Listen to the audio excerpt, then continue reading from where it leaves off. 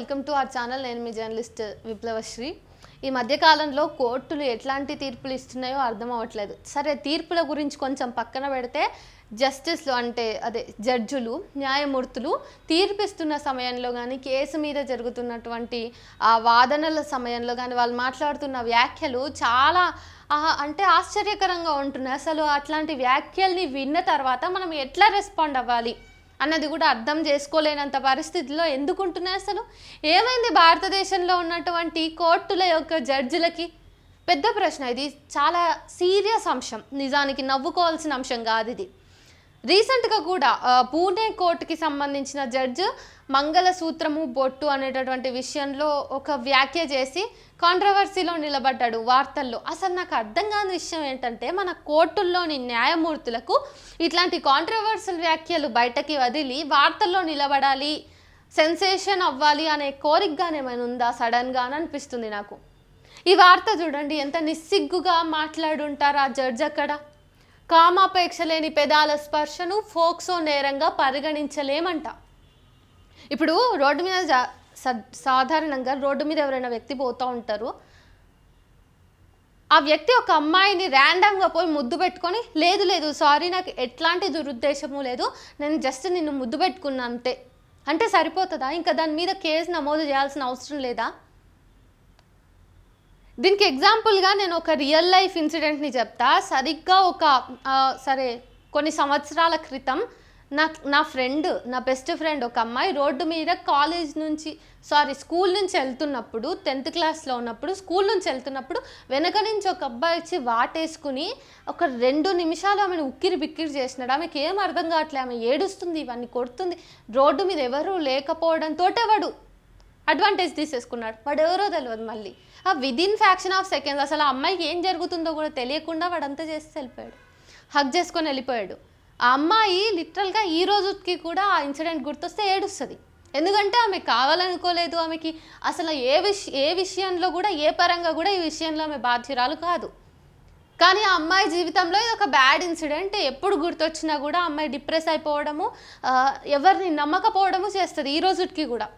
బహుశా జీవితకాలం మొత్తం ఆ అమ్మాయి ఆ ఇన్సిడెంట్ని గుర్తొచ్చినప్పుడల్లా ఏడవటమో, అప్సెట్ అవ్వడమో, డిప్రెస్ అవ్వడమో జరుగుతూ ఉంటుంది. ఈ నేపథ్యంలో ఒక కేసు విషయంలో మనం ఏదైనా వ్యాఖ్యలు చేస్తున్నప్పుడు గౌరవప్రదమైనటువంటి పొజిషన్లో ఉన్న న్యాయమూర్తులు ఆలోచించాలి. ఎంతవరకు నైతికంగా మనం మాట్లాడుతున్నాం, ఎంతవరకు మనం మన సొంత పైత్యాన్ని కాకుండా ఒక మనిషి స్థానంలో ఉండి అవతలి మనిషి యొక్క ఎమోషన్స్ను అర్థం చేసుకుంటున్నాం, ఎంతవరకు మనము చేయాల్సిన పనిని అంటే మనం ఎట్లా అంచనా వేస్తున్నాం అనేది ఒకసారి ఆలోచించుకోవాలి కదా, ప్రశ్నించుకోవాలి కదా. లైంగిక వేధింపుల నుంచి చిన్నారులకు రక్షణ కల్పించడానికి ఎక్స్క్లూజివ్గా పెట్టినటువంటి ఫోక్సో చట్టం కింద ఇంకా ఇట్లాంటి ఎవరైనా ముద్దు పెట్టుకొని నాకేం కామం ఆలోచన లేదు, జస్ట్ నేను పెట్టుకున్నా అంతే అంటే ఇంకా వాళ్ళ మీద కేసు నమోదు చేయొద్దంట.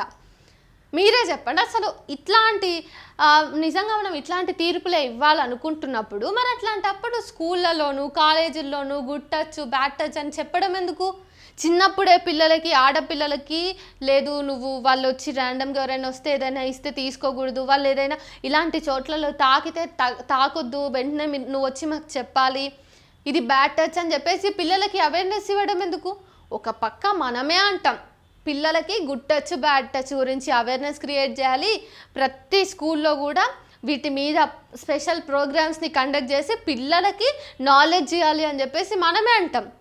ఒక వయస్సు వచ్చిన తర్వాత, ఒక ఏజ్ వచ్చిన తర్వాత వాళ్ళకి సెక్స్ ఎడ్యుకేషన్ను బేసిక్ లెవెల్ నుంచి ఇస్తూ రావడం స్టార్ట్ చేయాలి అని చెప్పేసి మనమే అంటాం. మరి అన్ని నీతులు చెప్పి మనం ఇట్లాంటి తీర్పులు ఇస్తే ఎట్లా? అసలు ఈ తీర్పు యొక్క ఇంటెన్షన్ ఎట్లా ఉందో నాకు తెలీదు. ఆ జడ్జి చెప్పాలి ఖచ్చితంగా బయటకు వచ్చి, ఎందుకు ఆ వ్యాఖ్య చేసిండు. మహిళలకి, చిన్నపిల్లలకి, ఆడపిల్లలకి సారీ కూడా చెప్పాలి ఆయన. ఆ వ్యాఖ్యల్ని వెనక్కు కూడా తీసుకోవాలి. ఆషామాషిగా అసలు నిందితులను ఒక వ్యక్తి తప్పు చేసుడే ఎక్కువ అంటే ఆ తప్పు చేస్తే దానికి మీరు చట్టపరంగా రక్షణ కల్పించాల్సింది పోయి, చట్టంలో పేర్కొన్నటువంటి దాన్ని అమలు చేయాల్సింది పోయి, పైనుంచి మీరే ఇట్లాంటి ఘోరమైనటువంటి వ్యాఖ్యలు చేయటం ఎంత సిగ్గుచెట్టు. మీరు ఒక చదువుకున్నటువంటి వ్యక్తి, అవునా?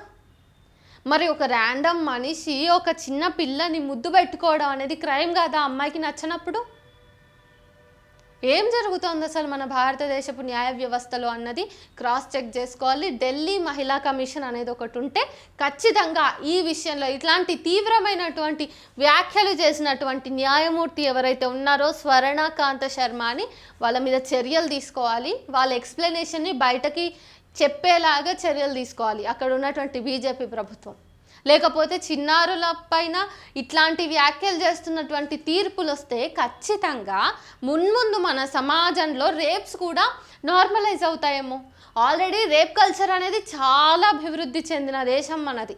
ఏదైనా రేప్ ఇన్సిడెంట్ జరిగితే మనందరము అసలు ఆ నిందితుడికి శిక్ష పడాలనేటటువంటిది పక్కన పాడేసి ఆ నిందితులు ఎవరైతే ఉన్నారో వాళ్ళని సేఫ్ గార్డ్ చేసుకుంటా ఆ అమ్మాయిని విక్టిమ్ బ్లేమింగ్ చేసుకుంటున్నటువంటి మన భారతదేశంలో ఇట్లాంటి జడ్జిమెంట్స్ లేదంటే ఇట్లాంటి వ్యాఖ్యలు తీవ్రమైనటువంటి తిరోగమనానికి దారితీస్తాయి.